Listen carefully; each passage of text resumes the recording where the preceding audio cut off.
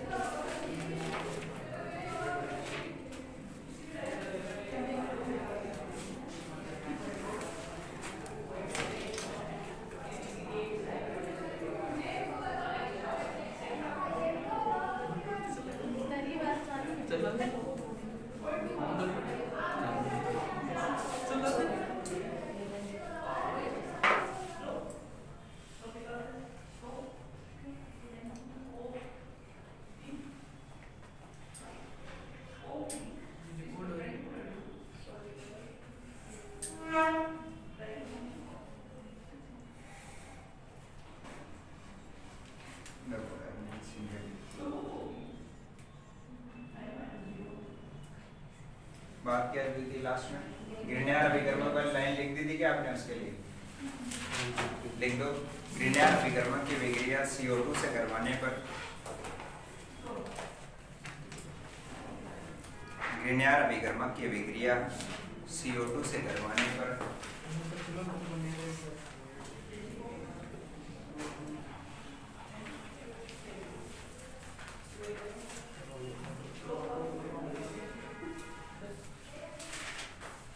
ग्रीनियर अभिकर्मक की विक्रिया CO2 से करवाने पर यौगोत्पाद बनता है। यौगो उत्पाद बनता है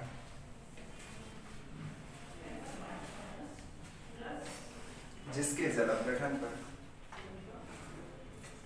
जिसके जल अपघटन पर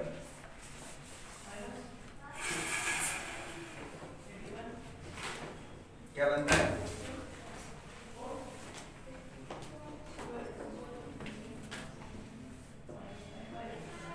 जिसके जल अपघटन पर कार्बोक्सिलिक अम्ल बनता है।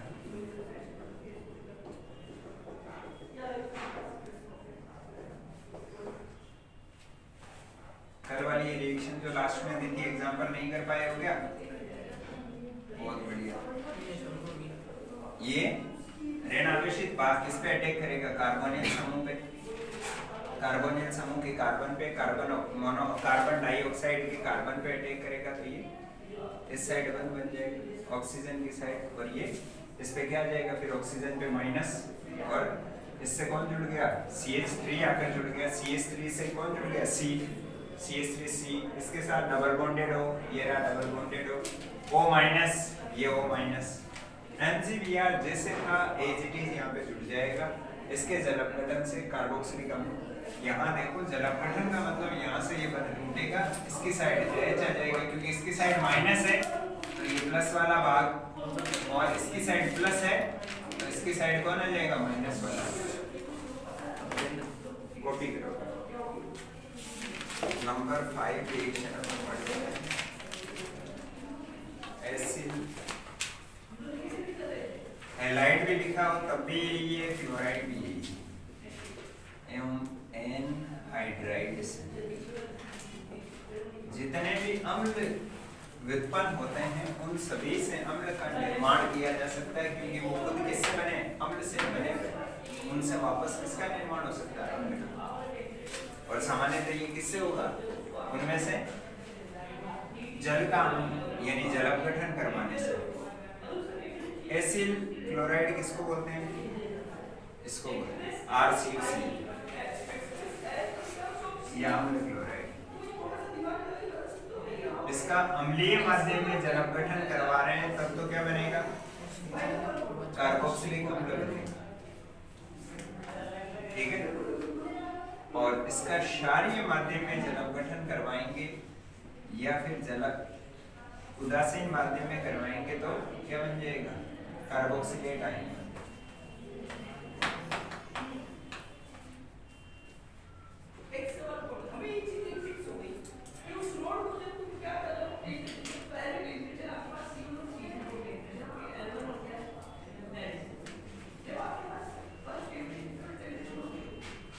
लिख दो भाई, लाइन लिख दो इसकी।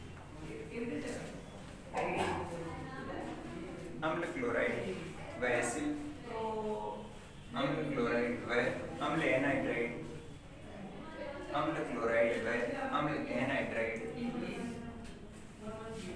का जल अपघटन, अम्ल क्लोराइड व अम्ल एनाइड्राइड का जल अपघटन अम्लीय माध्यम में करवाने पर कार्बोक्सिलिक अम्ल बनता है।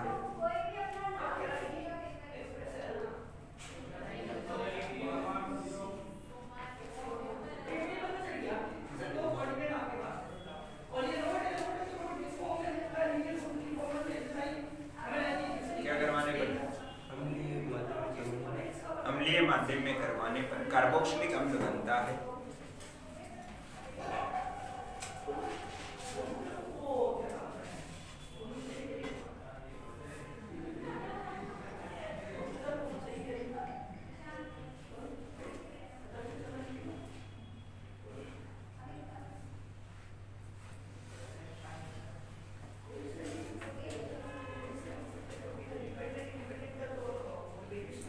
लिख दिए गए।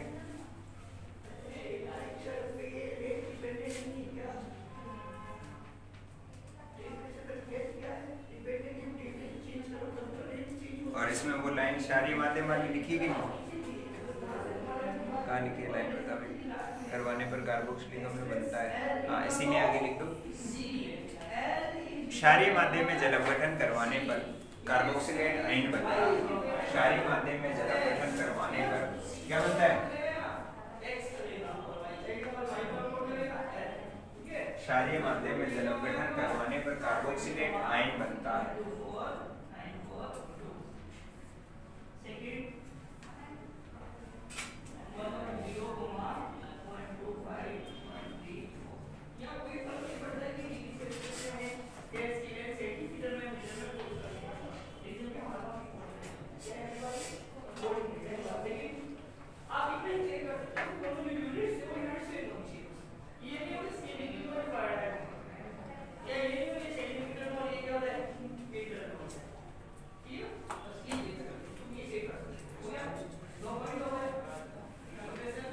ये लिख लो और इस रिएक्शन को कंप्लीट करोगे। तो बीच में बाकी छोड़ रखी है, गलती से नहीं रही है, जानबूझ के आपको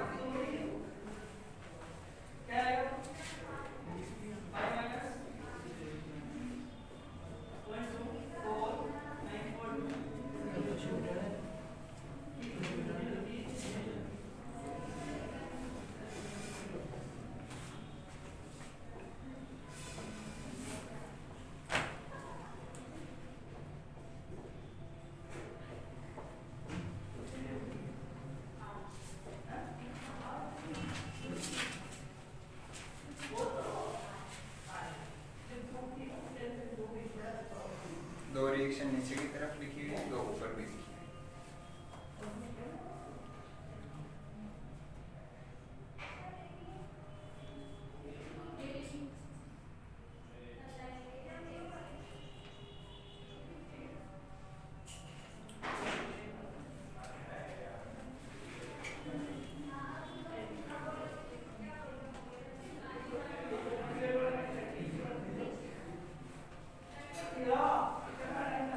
और अपन ये जो एनाइड्राइड होता है ये कैसे बनता है, इसके सूत्र को देख के देखिए।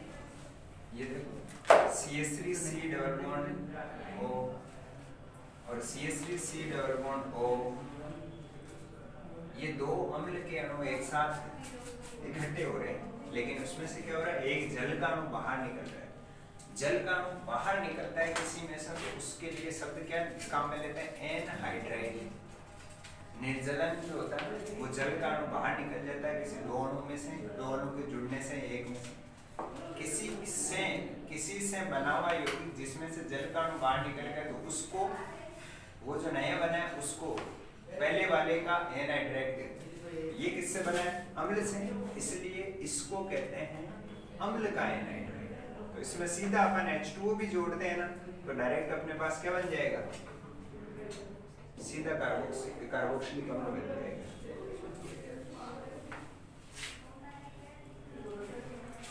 CH3C डबल बॉन्ड O, एक काम करो इसको चेंज कर लो हल्का सा, दोनों सेम हो गए ना, तो इसको C6H5 कर देंगे। एक साइड क्या कर दोगे C6H5 C6H5 COOH plus CH3COOH,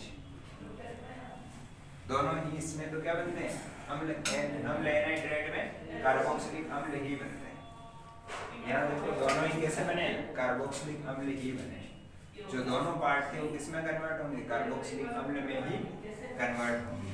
अभी तो यहाँ क्या बनेगा CH3COOH, कितने मोल होंगे इसके दोनों साइड ही CH3OOH, तो इस ऑक्सीजन वाली साइड H आ जाएगा, इस साइड में OH, इस तरह से ये बंद टूटेगा। यहाँ से H किसकी साइड होगा ऑक्सीजन वाली साइड और OH कार्बन वाली साइड, तो OH कार्बन के साथ जुड़ते ही CH3C=OH यानी कार्बोक्सिलिक एसिड CH3C=OH, दोनों कार्बोक्सिलिक एसिड। इन दोनों के नाम बता दो, लिख दो अपने।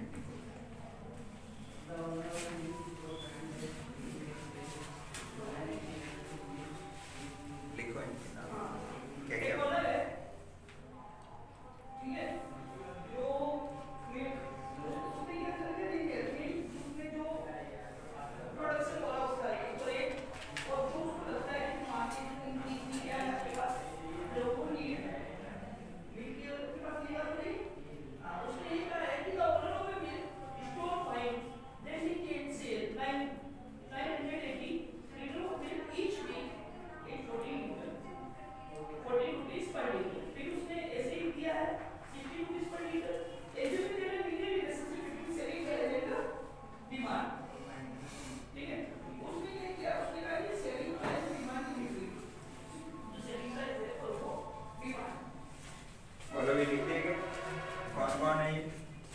C6H5 का मतलब ये बेंजीन आ गया, ये COOH, ये कौन हो गया बेंजोइक अम्ल, कौन हो गया बेंजोइक अम्ल। और ये देखो CH3COOH एसिटिक अम्ल, या फिर IUPAC लिखेंगे तो एथेनोइक अम्ल, एथेनोइक, और सामान्य नाम इसका क्या है एसिटिक अम्ल।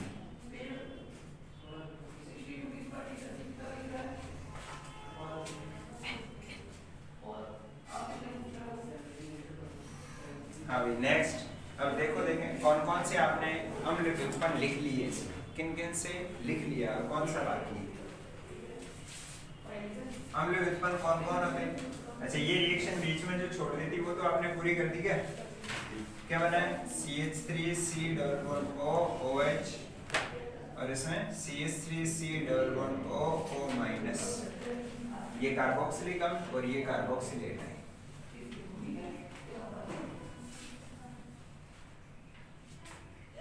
बोलो भाई कौन कौन आ गए, एमाइड आ गया, अम्ल क्लोराइड आ गया, एनाइड्राइड आ गया, तो कौन बचा, अरे बोलो एस्टर बचा है क्या, तो नंबर 6 रिएक्शन एस्टर से, किससे एस्टर से। हाँ भाई एस्टर से, एस्टर क्या होता है RC=OOR-, इससे भी वही होगा, अम्लीय माध्यम में जब अपघटन करवाएंगे तब तो क्या बनेगा RC=OH और प्लस साथ में क्या R'OH। ये देखो इस पे ये मार्कर गलती से नहीं चलाया गया, इसका मतलब क्या दोनों में कार्बन की संख्या अलग अलग है। इस एल्किल समूह में एक है तो इसमें 2, 3 कुछ भी हो सकती है, पर एक नहीं होगी उसमें। इसमें एक है तो इसमें 2, 3 ये अलग हो सकती है, पर एक संख्या नहीं होगी, दोनों की आपस में अलग अलग है। अम्लीय माध्यम में ये हो गए CH3C=OOC2H5, तो क्या कभी समान नहीं हो सकता क्या, दोनों इसमें एल्किल समूह समान नहीं हो सकते, हो सकते हैं, लेकिन अपन ने जो ये लिखा है ना इसका मतलब क्या है ये बता रहा हूँ।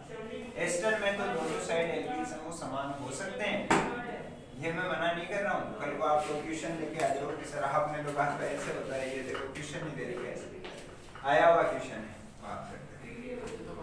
तो ये जो बात कर रहे हैं वो क्या है अलग है। R और R' लिखने का मतलब क्या होता है दोनों अलग है। चलो CH3 और CO2H5, इसको क्या बोलते हैं?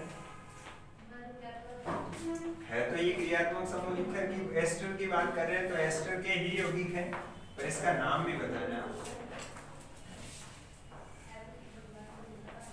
इसका सामान्य नाम क्या है भाई? इसको पहले बोला जाता है एल्किल समूह को। एल्किल समूह अपना कौन है? एथिल है, और इसको बाद में ये एसीटेट है, तो इसका नाम क्या हो गया? Ethyl acetate. IUPAC क्या होगा भाई? Ethyl ethanoate. क्या है? एथिल एथेनोएट, ये कॉमन, ये IUPAC। हाँ भाई, अभी इसको तो आपको किसमें लिखना है? अम्लीय माध्यम में। C6H5 C O2H5।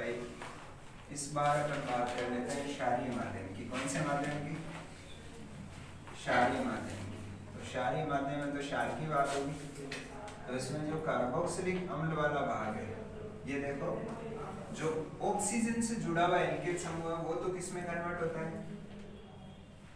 ये वाला एल्किल समूह किसमें कन्वर्ट हो रहा है? अरे बोलो, ये है कार्बोक्सिलिक अम्ल। ये कौन है? कार्बोक्सिलिक अम्ल। और ये वाला कौन है? अरे बोलो, कौन है? बोलो, एल्कोहल। अरे कौन है भाई? पढ़ लिख के आया करो, याद करके वापस बताया भी करो। हाँ, तो इसमें ये वाला पार्ट किसमें कन्वर्ट होगा? कार्बोक्सिलिक अम्ल में, और ये वाला अल्कोहल में। तो यहाँ क्या है कि क्षार की उपस्थिति में जब जल अपघटन करवाते हैं, क्षारीय जल अपघटन जो होता है उसमें क्या है कि COONA, यहाँ पे कार्बोक्सिलेट लवण बनता है, ठीक है, और साथ में C2H5OH। इसका अपन क्या करवा देते हैं? अम्लन करवा देते हैं H+। अम्लन का मतलब क्या है? अम्ल से अभिक्रिया, अम्ल से ट्रीट कर रहे हैं इसको। H+ कैसा है? HCl से आया है, तो क्या बन जाएगा?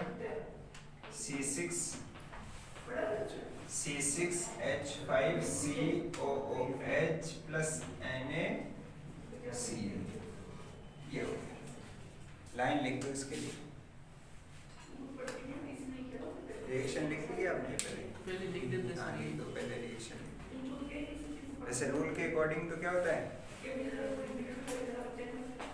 पहले आपको क्या लिखना होता है?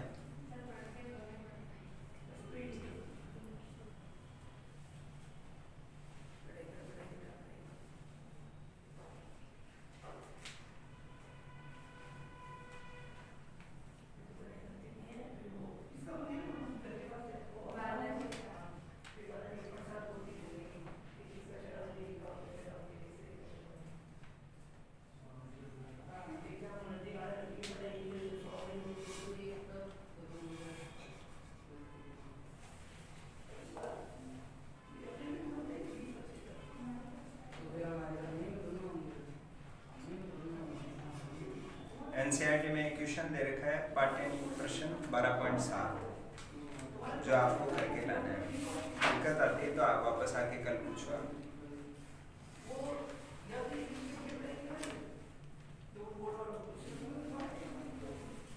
दिक्कत आती है तो कल आके पूछो। लिख देंगे लाइन।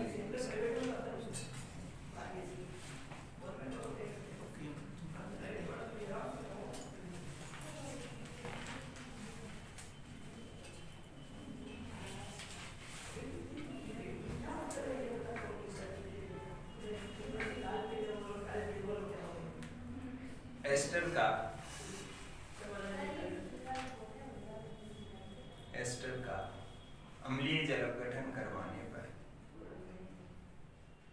एस्टर का अम्लीय जल अपघटन एस्टर का अम्लीय जल अपघटन करवाने पर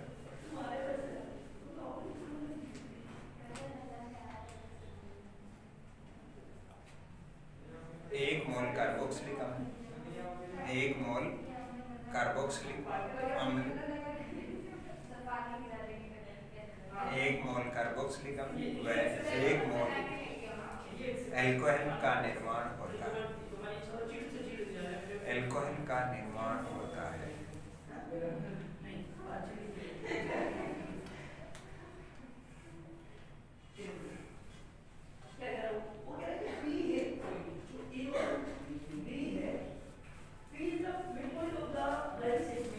लिख दिया।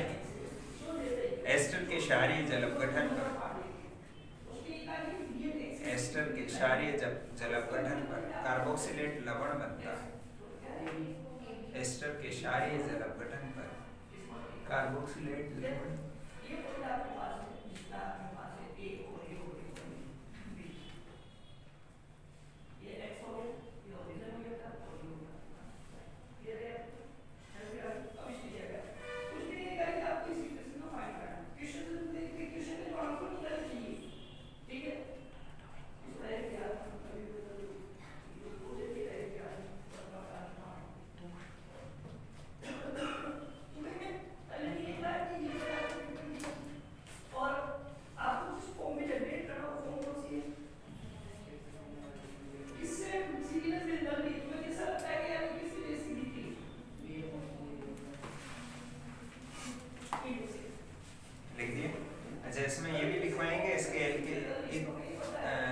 ऑक्सीजन से जुड़ा एल्किल समूह अल्कोहल में परिवर्तित होता है तथा कार्बोनिल समूह से जुड़ा एल्किल समूह किसमें?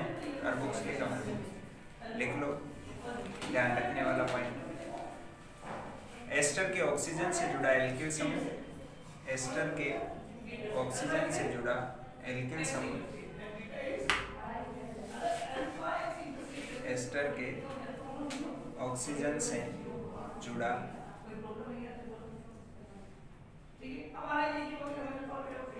एल्किल समूह अल्कोहल में परिवर्तित होता है। एस्टर के ऑक्सीजन से जुड़ा एल्किल समूह अल्कोहल में परिवर्तित होता है, जबकि अल्कोहल में परिवर्तित होता है जबकि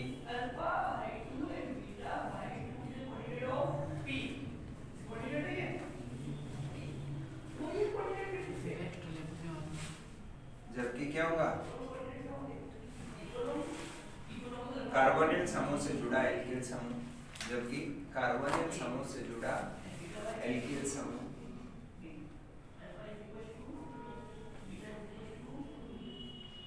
किसमें परिवर्तित होता है? कार्बोक्सिलिक अम्ल में।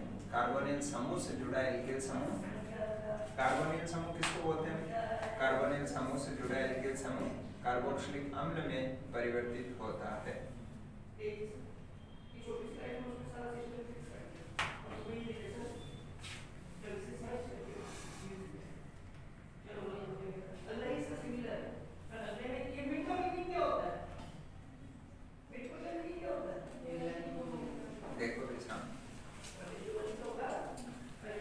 ये है ऑक्सीजन, एस्टर का ऑक्सीजन ये है, इससे जुड़ा हुआ एल्किल समूह ये वाला, और ये किसमें कन्वर्ट होता है? एल्कोहल में। लिखा हुआ है C2H5OH एथेनॉल।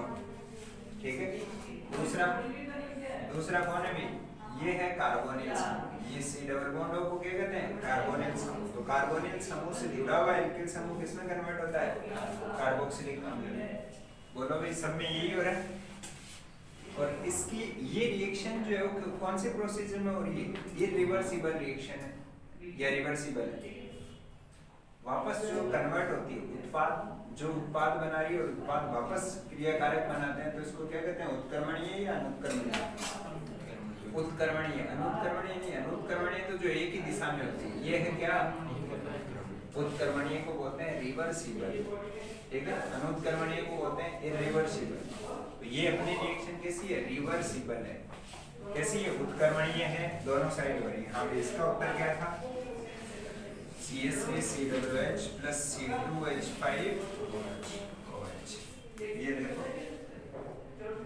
तो क्या ऑक्सीजन से केवल C2H5 ही जुड़ सकता है क्या? नहीं, ऐसा कोई नियम नहीं है। इस बात के लिए एक और रिएक्शन देखो आप। क्षारीय जल अपघटन की रिएक्शन।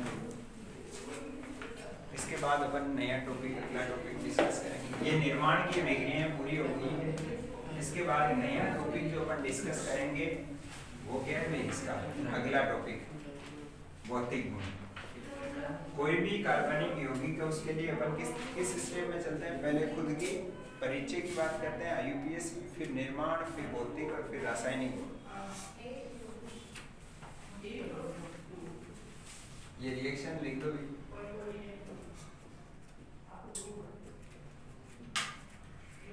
ये वाली रिएक्शन लिख दो।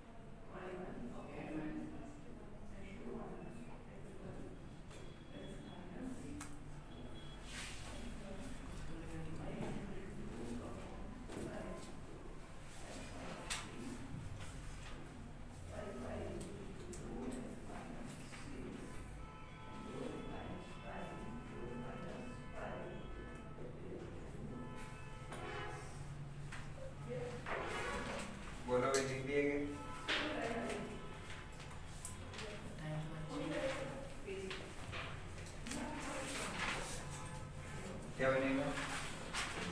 CH3 CH2 COO माइनस और Na plus plus CH3 methanol बनेगा। जो इसके ऑक्सीजन से जुड़ा हुआ वो समूह वो किसमें बदलता है? एल्कोहल में। ये अपनी बात हुई लिख लिया आपने। तो इसके कार्बोनिल समूह से जुड़ा हुआ एल्किल समूह कार्बोक्सिलिक अम्ल में। ये तो सोडियम का क्या बना है? सोडियम प्रोपेनोएट बन गया। इसका अम्लन करवाएंगे, अम्ल से इसकी अभिक्रिया करवाएंगे तो क्या बनेगा? अम्ल से इसकी अभिक्रिया। चलो आपको तो नीचे ही लिखना है और जगह तीन ही कॉपी में COOH दिख तो रहा है सबको?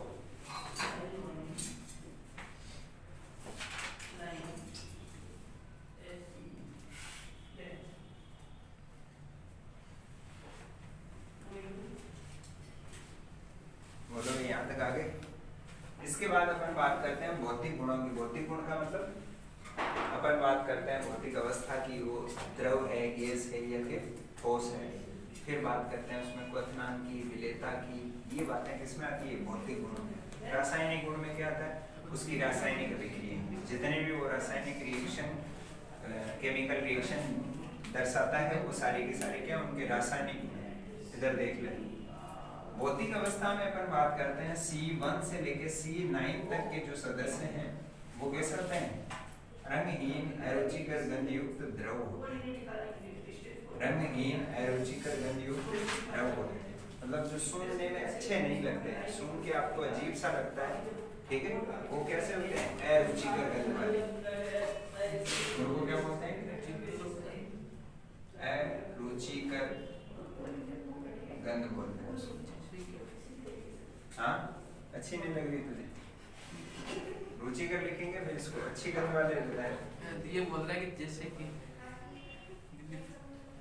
दिलीप नहीं उधर से आवाज आई। कोई बात नहीं, इधर देख लो। C1 से C9 तक ये बात होगी। इसके बाद C10 या फिर फर्दर आगे वाले उसके आगे वाले उच्चतर सदस्य उनका क्या सीन है? उनके गुण कैसे होते हैं? ये ठोस होते हैं। ये कैसे होते हैं? ठोस होते हैं। किसके समान? मोम के समान ठोस होते हैं। तो इसको इनको बोलते हैं मोमीय ठोस। तो ये तो भौतिक अवस्था है।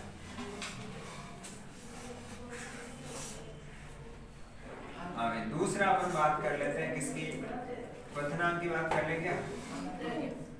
क्वथनांक और विलेयता दो अलग अलग शब्द है। क्वथनांक में अकेला यौगिक होता है। क्वथनांक का मतलब कि वो खुद अकेला यौगिक है, उसके ही अणुओं को अपन क्या करते हैं, गर्म करके किसमें बदल रहे हैं, गैस में बदल रहे हैं। तो ऐसा करने पर क्या होगा, वो गैस में बदलेंगे तो क्वथनांक में क्या करेंगे, उसी के अणुओं को गैस में बदल रहे हैं, तो इसका मतलब उसी के अणुओं के बीच में अंतर आणविक आकर्षण बल कौन सा है, इस पे डिपेंड करेगा। किस पे डिपेंड करेगा, उसमें अंतर आणविक आकर्षण बल कौन सा है।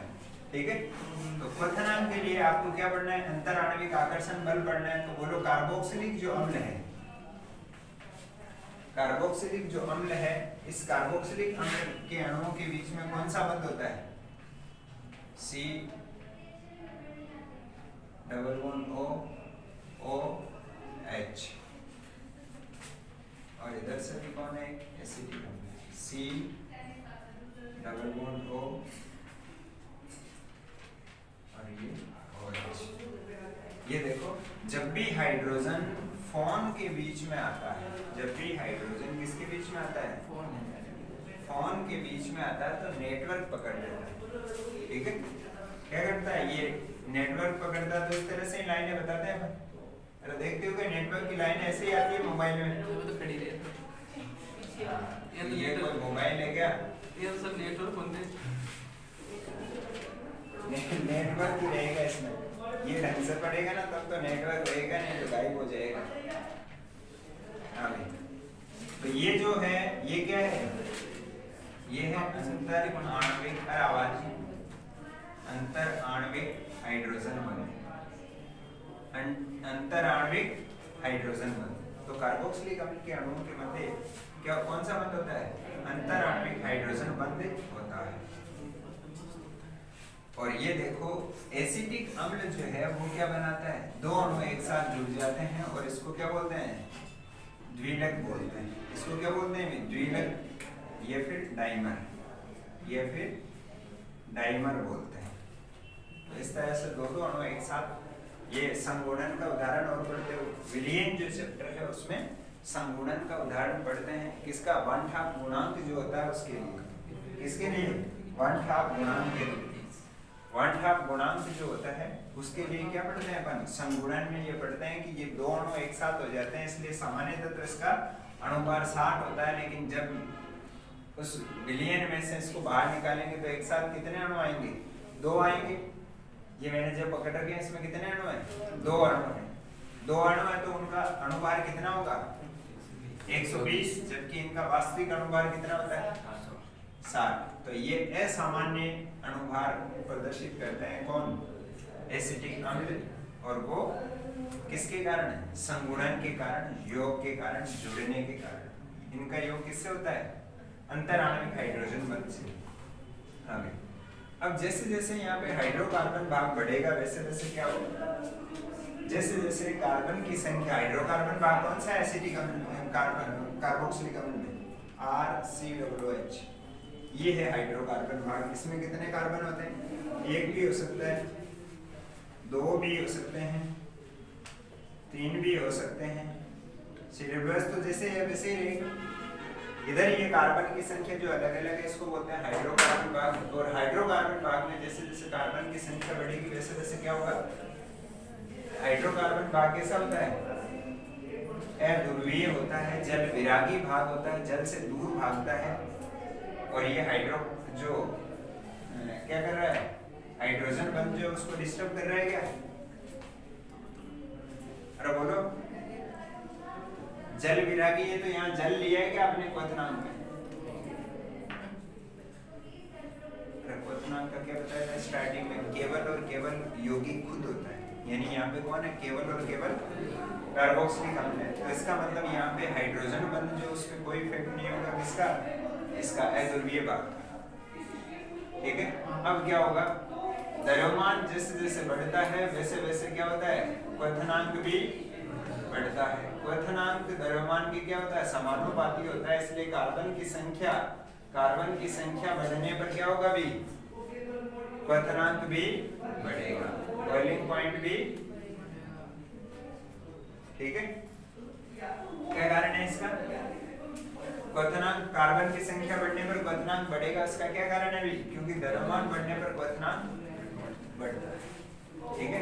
और इसमें अंतराण्विक हाइड्रोजन बंध पाया जाता है, और ये प्रबल अंतराण्विक हाइड्रोजन बंध है, इसलिए क्या होता है भी?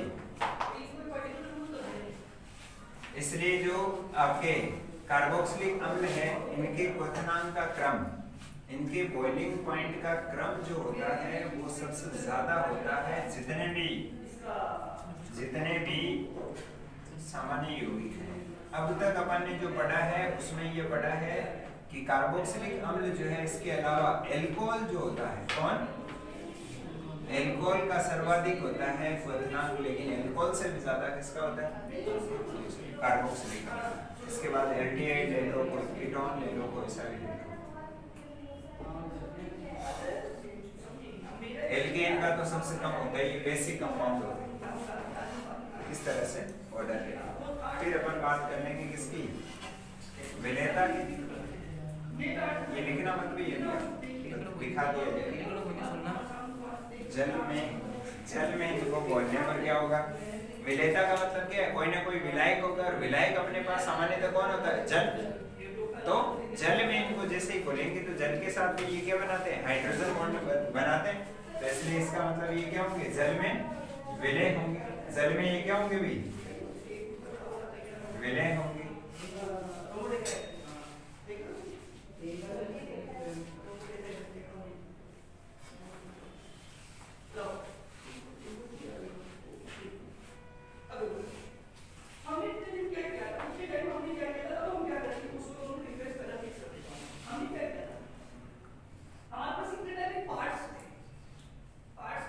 इसका जल का ऑक्सीजन इसके हाइड्रोजन के साथ, और इसका हाइड्रोजन इसके ऑक्सीजन के साथ, इसका हाइड्रोजन इसके ऑक्सीजन के साथ, तो एक दूसरे से इस तरह से हाइड्रोजन बॉन्डिंग तो लगातार होती रहती है, ठीक है। अब आप लाइन लिख दो। किसके लिए लाइन लिखोगे भी? भौतिक अवस्था के लिए लाइन। अच्छा, इस बार हाइड्रोकार्बन का में कार्बन की संख्या बढ़ेगी तो वैसे वैसे क्या होगा? जैसे जैसे कार्बन की संख्या बढ़ेगी तो जल विरागी भाग बढ़ेगा। तो जल में विलेयता, जल विरागी मतलब दूर भागने वाला है, जल से प्रतिकर्षित होने वाला है, उसका भाग बढ़ेगा। तो बगावत बढ़ेगी तो क्या होगा भी? चांस है कि भी गड़बड़ हो जाए। तो गड़बड़ होने के चांस ये होते हैं कि कार्बन की संख्या बढ़ने पर विलेयता बढ़ेगी। चलो भी लाइन लिख दो। भौतिक अवस्था कार्बोक्सिलिक अम्लों के भौतिक अवस्था में लाइन लिख दो। भौतिक गुणों में पहला पॉइंट लिखा आपने भौतिक अवस्था, और इसमें लिख दो कार्बोक्सिलिक अम्लों के C1 से C9 तक के सदस्य, कार्बोक्सिलिक अम्लों के C1 से C9 तक के सदस्य।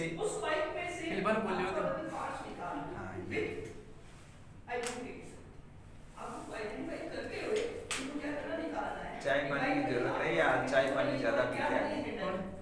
सर एक दिन स्टोरी बता रहे थे कि बचपन में इनके घर वालों ने लोग का सिक्का लिया था और उसको निश्चित है निकल गई।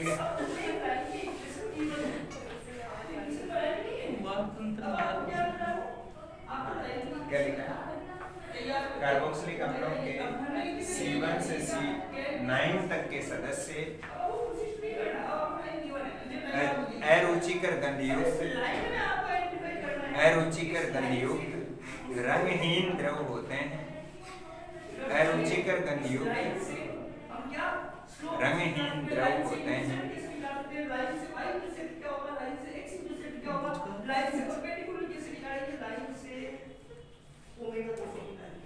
अरुचिकर गंधयुक्त रंगहीन द्रव होते हैं। इनके उच्चतर सदस्य, उच्चतर का मतलब C9 से ऊपर वाले। उच्चतर का मतलब क्या होता है? जिसमें कार्बन की संख्या ज्यादा हो वो होता है। पर अपन यहाँ पे 9 तक की बात कर चुके हैं, तो इसके आगे वाले उच्चतर ही है। यहाँ पे क्या लिखा है? इनके उच्चतर सदस्य मोमीय ठोस होते हैं या मोम के समान ठोस होते हैं। मोम के समान ठोस होते हैं। मोमबत्ती वाले मोम की बात कर रहे हैं। हाँ सर, जानेंगे। नेक्स्ट पॉइंट लिखो। नेक्स्ट लाइन में हेडिंग क्या आ जाएगी? क्वथनांक, बॉइलिंग पॉइंट।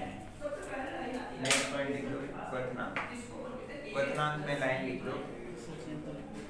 क्या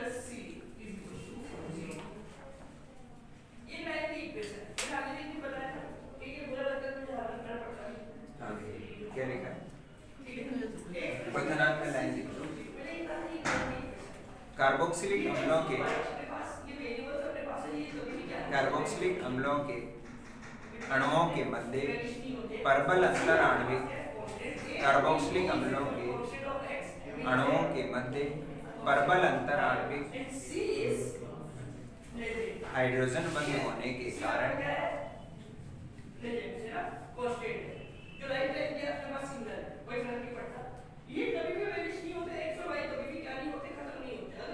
हाइड्रोजन बंध बनने के कारण इनके क्वथनांक संगत यौगिकों से उच्च होते हैं।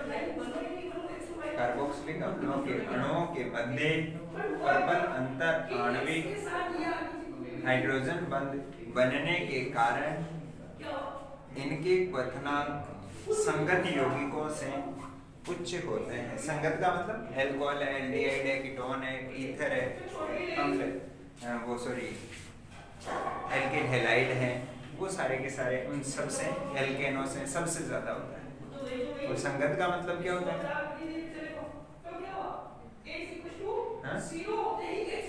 संगत यौगिकों से ज्यादा है। संगत का मतलब जिसमें कार्बन की संख्या समान हो। संगत का मतलब क्या है? कार्बन की संख्या समान हो जिसमें लगभग उसका अनुपात समान। अगली लाइन में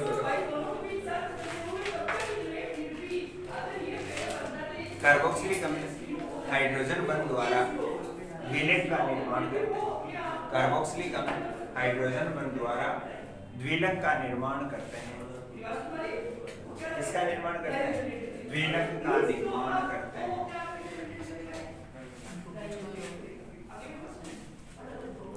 देख दिए?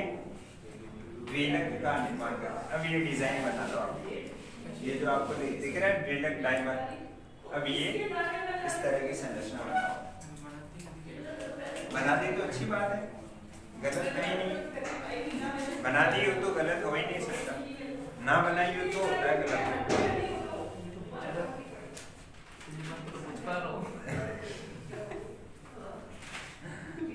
तो ऐसा लग रहा है बेंच से तोड़ के भाग जाएंगे।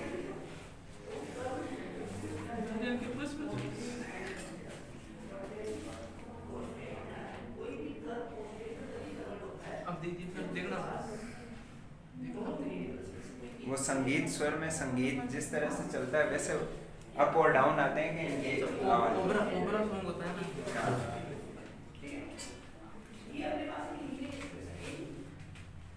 वो अंग्रेज जो सिंगर होते हैं उनकी तरह गाते हैं कि वो धीरे धीरे गाते गाते एकदम से जोर से चिल्ला के गाते हैं।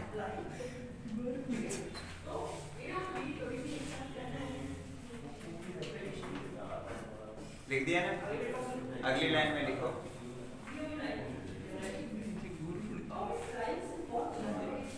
कार्बोक्सिलिक अम्ल, अच्छा ये भी लाइन आपने लिखी थी ना, कार्बोक्सिलिक अम्लों के क्वथनांक संगत यौगिकों से उच्च होते हैं। तो ये लिखो आप बॉइलिंग पॉइंट का क्वथनांक कार्बोक्सिलिक अम्ल, एल्कोहल, एल्डिहाइड और RCOOH, RCH2OH, RCHO, RCH3। चलो मैं इनको ऊपर लिख देता। ये डाइमर तो लिख दिए ना आपने, द्विलक वगैरह। बहुत अच्छा काम किया। देखो बाकी तो RCOOH इसका सूत्र लिख देंगे, RCH2OH इसका लिख देंगे, RCHO इसका लिख देंगे, ये RCH3 एल्केन है।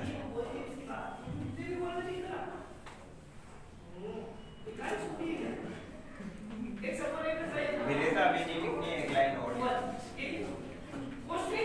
विलेयता एडिंग मत लिखना, पहले क्वथनांक के लिए पॉइंट लिखेंगे। ये जो है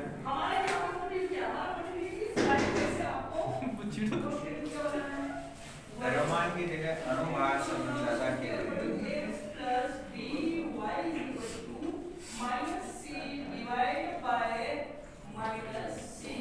लिख दिए क्या? ये लिख दिया हो तो आगे बढ़ोगे। अगला पॉइंट क्या है ना, इस अणुभार को लेके पॉइंट लिखेंगे। अगली लाइन में तीर का चिन्ह लगाकर लिखो। कार्बोक्सिलिक अम्लों में कार्बन की संख्या बढ़ने पर कार्बोक्सिलिक अम्लों में कार्बन की संख्या बढ़ने पर कार्बोक्सिलिक अम्लों में कार्बन की संख्या बढ़ने पर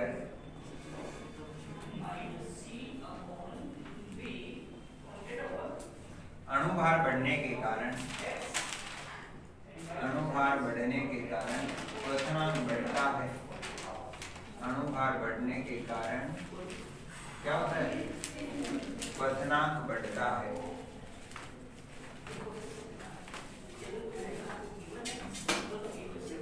बोलो भी लिखिए, ये सामने लिखा है ना अणुभार डायरेक्टली प्रोपोर्शनल टू क्वथनांक, ये लिखेंगे और ये ऑर्डर जो लिखेंगे। और इसके बाद नेक्स्ट हेडिंग ये विलेयता लिख दो।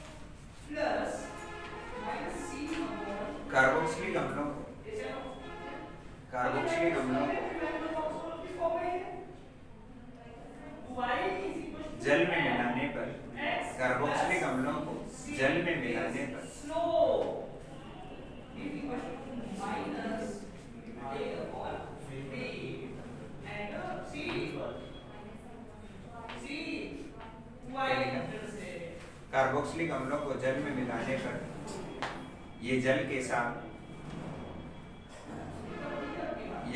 साथ अंतर आणविक हाइड्रोजन बंध बनाते हैं। ये जल के साथ अंतर आणविक हाइड्रोजन बंध बनाते हैं। अतः जल में विलय होता है। अतः जल में विलय होता है।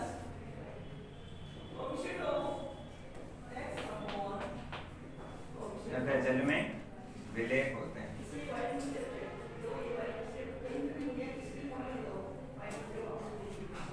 बोलो भी लिखिए, अतः जल में विलय होते हैं। नेक्स्ट लाइन में लिखिए, कार्बन की संख्या बढ़ने पर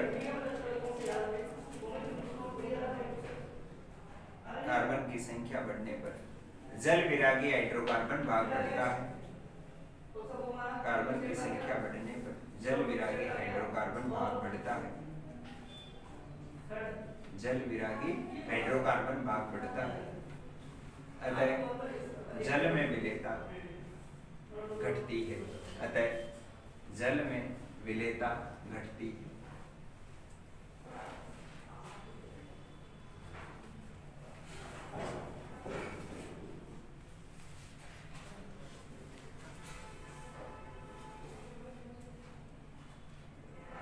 अतः जल में विलेयता घटती है। बोलो भी लिखिए,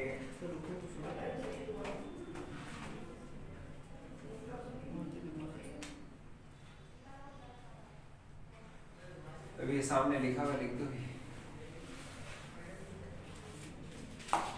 हाइड्रोजन बंध बना हुआ दिख रहा है आपको, जल और कार्बोक्सिलिक अम्ल कॉपी करो।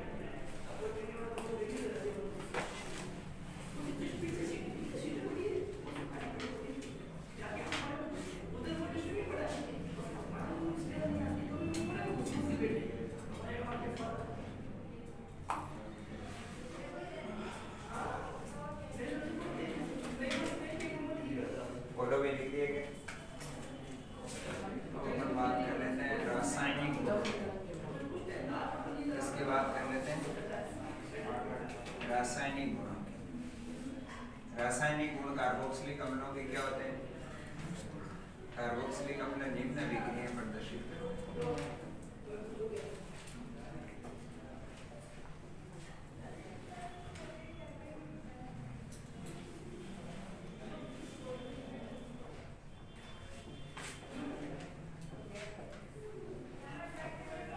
कौन कौन सी प्रदर्शित करते हैं?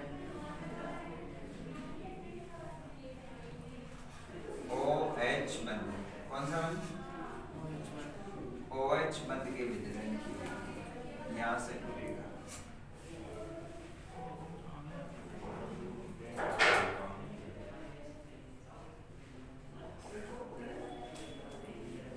दूसरी पढ़ेंगे अपन COH। यहाँ से COH बंध जब जब टूटेगा तब तब क्या बनेगा? अम्ल व्युत्पन्न बनेंगे। ये और ये H+ आयन यहाँ से हटेगा, ऑक्सीजन से H हटेगा तो H+ आयन के रूप में हटेगा, और H+ आयन के रूप में हटेगा तो ये कौन सी अभिक्रिया होगी? अम्लीय गुण प्रदर्शित करने वाली।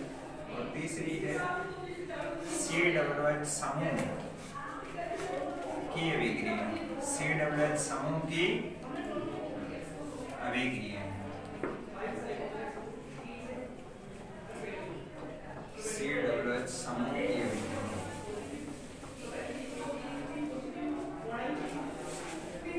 और चौथे प्रकार की अभिक्रिया कौन सी है? एल्किल समूह की अभिक्रिया। किसकी? एल्किल समूह की अभिक्रिया।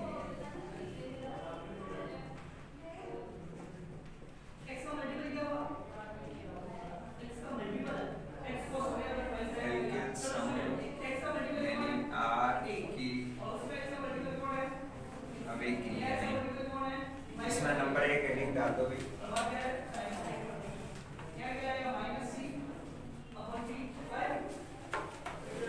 सारी लिखे पहले हेडिंग डाल दो। OH बंध की अभिक्रिया है। कौन सी अभिक्रिया है? OH बंध की।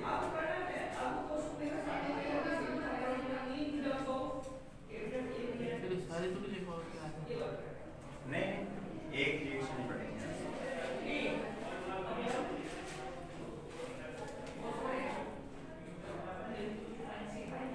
इंपॉर्टेंट टॉपिक है वैसे।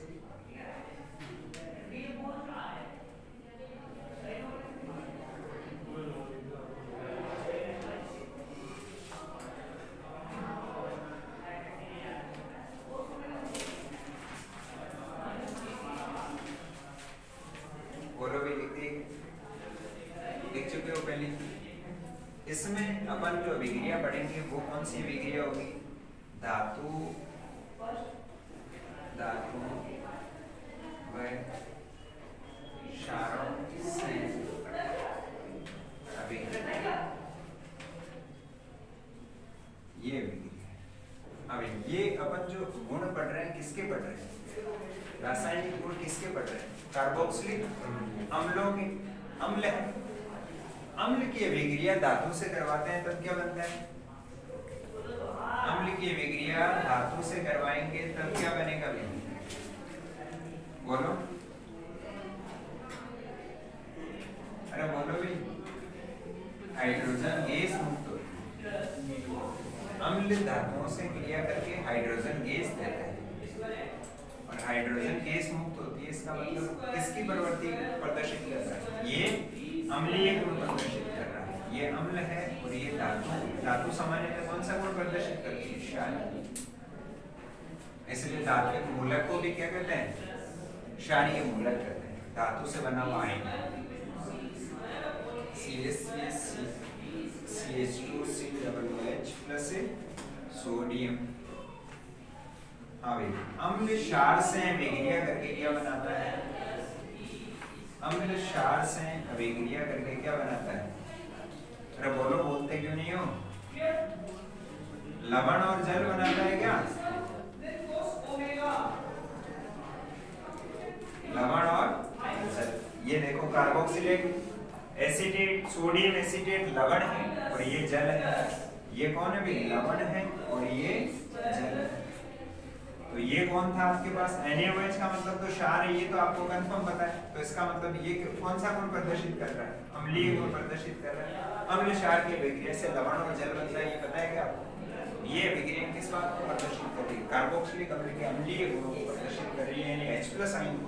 केवल देखो इसमें से क्या हट रहा है? इसमें से क्या हट रहा है? केवल H हट रहा है।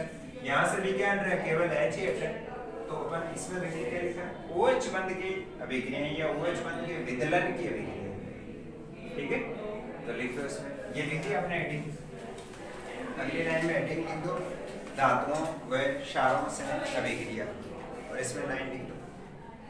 पहले नंबर की हेडिंग तो आपने लिखी है OH बंध की अभिक्रिया, और फिर अगली लाइन में हेडिंग लिख दो, धातुओं व क्षारों से अभिक्रिया। इसमें लाइन लिख दो, कार्बोक्सिलिक अम्ल धातुओं से अभिक्रिया करके, कार्बोक्सिलिक अम्ल किससे अभिक्रिया करके? धातुओं से अभिक्रिया करके, कार्बोक्सिलिक अम्ल धातुओं से अभिक्रिया करके हाइड्रोजन गैस मुक्त करते हैं, हाइड्रोजन गैस मुक्त करते हैं।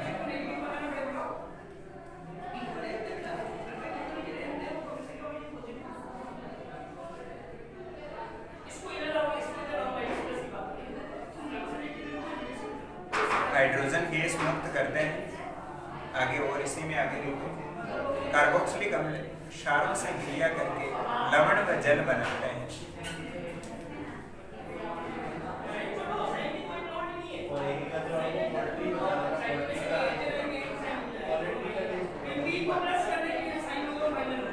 अभिक्रिया करके कार्बोक्सिलिक अम्ल लवण से क्षार से अभिक्रिया करके लवण व जल बनाते हैं।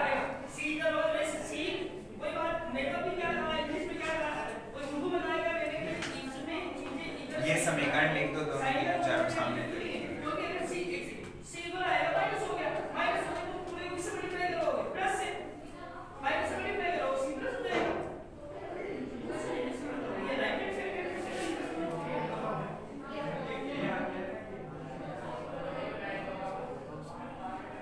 ये तो लिखो रिएक्शंस, एक लाइन लिखनी है इसके बाद, इसलिए मैं रुका हूँ। ये दोनों रिएक्शंस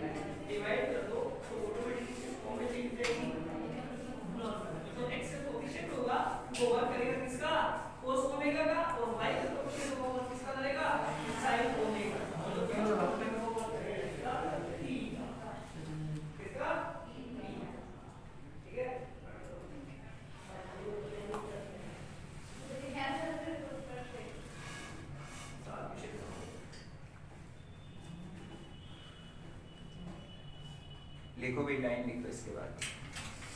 उपरोक्त सभी अभिक्रियाएं, उपरोक्त सभी अभिक्रियाएं कार्बोक्सिलिक अम्लों के,